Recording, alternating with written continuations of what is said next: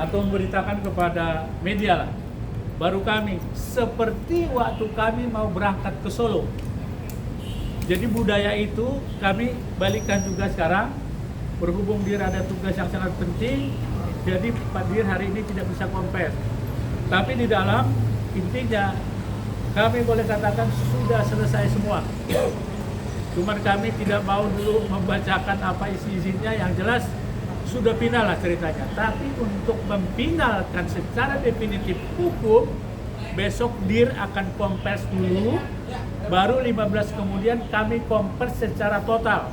Kami akan panggil rekan-rekan pelapor yang bertiga, Leo Cumanan, Andi Kurniawan, dan Bung Samuel Sweken. Dan mungkin ada rekan yang lain dari kuasa hukum Pak Jokowi juga besok kami undang. Jam 1 rekan-rekan ya. Jadi hari ini kami boleh katakan hanya menginformasikan kondisi ada di dalam.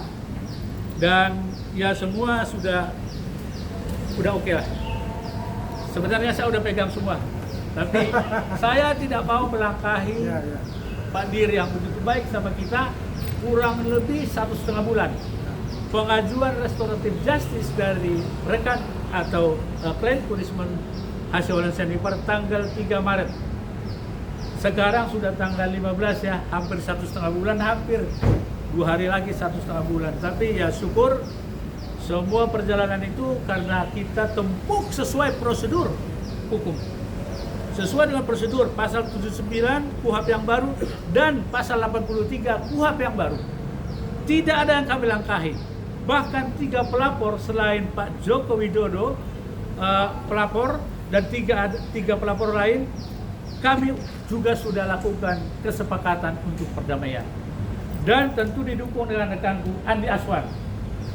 Kalau Andi Aswan ini saya sebut orang Solo sekarang ya, bukan orang Makassar. Orang Solo sekarang dia. Jadi rekan-rekanku hari ini maaf sudah menunggu, kami bukan tidak mau komplain menjelaskan semuanya, tapi kami hargai Dir waktunya tidak ada hari ini. Sudilah kiranya rekan-rekan semua tambah besok lain lagi ya, mainstreamnya panggil lagi agar saya jelaskan sesuai dengan apa yang ku dapatkan hari ini. Sudah di tangan saya, sejujurnya. Sudah ditandatangani dan sudah diserahkan. Aku tidak mau tanya, pokoknya udah di tangan saya. Artinya apa? Ayo. Yang sudah di tangan saya. Sudah diterima. Tapi kami tidak mau clearkan detailnya tentang apa. Tapi yang jelas sudah final lah hari ini. Maaf jika aku mendahului saking semangatnya. Ya. Jadi kita lihat sebenarnya gambarannya gampang. Lihatlah wajahnya Rismon Sarang. Segarkah atau tambah runyem? Tidurnya ya. Tidurnya. Yang tidak tidurnya aku. Jadi oke. Rekan-rekan sekalian, mungkin itu dari saya. Secara singkatnya apakah rekan Andi atau Rismon duluan? Silakan. Dan juga akan menyusul juga kan nanti yang klaster 1. Jadi ya kalau dikatakan oleh mereka itu tidak akan ada namanya SP3 tanda tangan ya, Roy kau lihat sendiri ya Roy, mukanya Rismon ini sekarang udah bisa tidur nyenyak gitu ya. Jadi intinya adalah apapun yang telah dilakukan kita apresiasi yang sebesar-besarnya kepada Kepolisian Republik Indonesia, dalam hal ini para penyidik di Polda Metro Jaya, dan terima kasih kepada Pak Kombes Iman sebagai Dir Tipidum Polda Metro Jaya. Bang, izin Bang. Tadi kan Abang sudah sebut Bang Rismon sudah bisa tidur nyenyak gitu. Ya. Berarti artinya di sini SP3-nya sudah keluar ya, Bang? Sudah clear gitu, Bang, di SP3 kasus ini. Resminya besok ya. Kita nggak mau mendahului ya. Resminya besok ini nanti gimana gitu. Berarti sebetulnya sudah dipegang, cuman Pokoknya diumumkan. resminya besok aja. Ya. Resminya besok, kita tidak boleh mendahului Dir, ya. direktur. Kita hargai Dir ya. Apakah ada kemungkinan tersangka lain diberikan SP3 juga? Itu boleh jawab. Untuk itu, kalau kita berharap apakah akan diberi SP3, apakah mereka mengajukan RJ? Kan enggak. Kalau mengajukan RJ dan Ya kalau mengajukan RJ ya tergantung dari Pak Jokowi, tergantung dari 3 yang lain, ya kan? Kalau itu diterima ya pasti akan dilakukan, kan gitu. Kalau tidak diterima ya sudah, siap-siap aja nanti kita bertarung di pengadilan, gitu aja, ya. Yang lebih baik lah nggak usah lah majuin RJ, menurut saya. Capek juga kita ngeliat. Malah kita di plot twist terus gitu, ya untuk itu. Kita lihat aja nanti di pengadilan. Itu Mbak. Oke, ke Ya, soal respon kali ya sekarang ya. Respon aja. Ada yang mau jelaskan? Apa Pak Yusuf Kala? Iya. Itu nanti dulu. Nanti Mas Edi. Nah, pertama saya ingin mengklarifikasi banyak isu di luar sana bahwa saya menerima miliaran, puluhan miliar, bahkan ada yang mengatakan 50 miliar ya. Saya tepis itu karena semua RJ ini itu berawal dari inisiatif saya, riset saya yang melibatkan 3-4 variabel yang merupakan research ongoing. Jadi ini adalah inisiatif saya. Coba bayangkan, saya meminta maaf, terus saya dikasih maaf, malah saya mau dikasih duit. Itu logikanya di mana? Justru saya yang seharusnya memberikan ganti rugi kepada Pak Jokowi.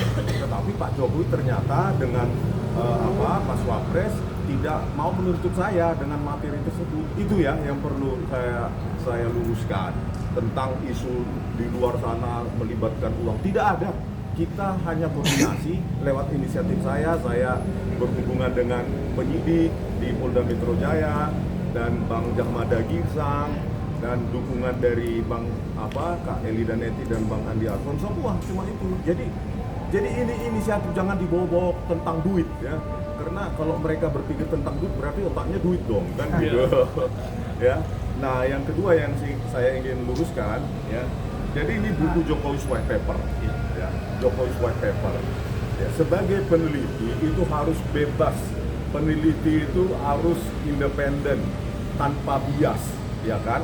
Jangan sudah tahu bahwa pada saat apa yang diupload oleh Dian Sandi Utama saja ya dengan filter sederhana itu sudah kelihatan kok watermark maupun embossnya, dan itu ada juga konsisten ketika gelar perkara khusus di 15 Desember 2025. Jadi kalau kita peneliti tanpa ada kepentingan politik, maka dia harus siap salah. Tetapi kalau ngeyel, berisi keras, tentu kita curigai ada motif politik.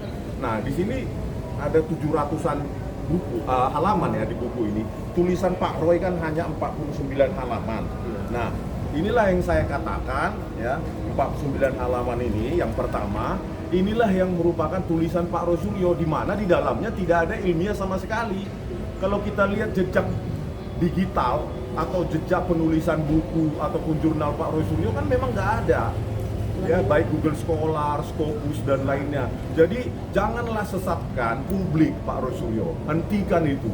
Di dalam 49 halaman itu tidak ada juga 99,9% palsu itu, tidak ada variabel, tidak ada pengukuran, tidak ada metode apapun. Jadi itu jangan sesatkan publik ya, bahwa Anda itu seolah-olah menyatakan kebenaran. Tetapi kalau Anda bersikeras, ya sudah, kita jumpa di pengadilan. Tetapi saya tantang selalu ya pihak sebelah, coba berikan ini 49 halaman ini kepada para ahli lain yang independen. Apakah ini ilmiah tulisannya Pak Roy Suryo, atau apakah ini hanya peneliti politisi yang mengaku-ngaku peneliti? Ini yang paling bahaya. Kalau saya saja yang mendalami sebanyak 400 halaman, 80 halaman ini aja bisa mengaku salah, dan itu bisa kita verifikasi nanti dengan ahli-ahli lain. Kenapa mereka bersikeras? Makanya saya bilang ya, kalau ini memang mau dilakukan, mau diteruskan ya, hoax 99,9% palsu ini, maka saya duga ini ada motif politik yang sangat kuat. Karena 49 halaman ini kan gak ada ilmiahnya. Tidak ada ilmiahnya sama sekali. Rekan-rekan wartawan bisa membaca atau memberikan kepada ahli lain yang independen. Ya, di sini banyak ahli di Jakarta ini dari UI, universitas swasta yang lain. Berikan aja nih 49 halaman ini. Apakah Roy Suryo itu ilmiah? Atau cuma jargon-jargon 99,9% yang sekarang bahayanya itu dipercaya publik loh. Dari TV ke TV bisa 2-3 kali sehari dia menyatakan jargon itu terus tanpa pernah diverifikasi oleh ahli lain. Ya, sementara saya siap untuk mengkoreksi ini. Karena apa? Kebenaran ilmiah itu harus dipertanggungjawabkan bukan hanya kepada korban ya, keluarga korban, Pak Jokowi dan keluarga, tetapi juga kepada publik. Ini pembelajaran supaya hasil ilmiah ini lagi nanti jangan dipolitisir. Jangan dipolitisasi semena-mena bahwa ketika Anda mengkoreksi hasil penelitian Anda, langsung mereka berlomba-lomba melabel pengkhianat tanpa ada penjelasan metodologi ilmiah apapun, langsung dilabel. Apalagi ada tuduhan-tuduhan dapat duit puluhan miliar sampai 50 miliar. Itu sangat tidak bertanggung jawab.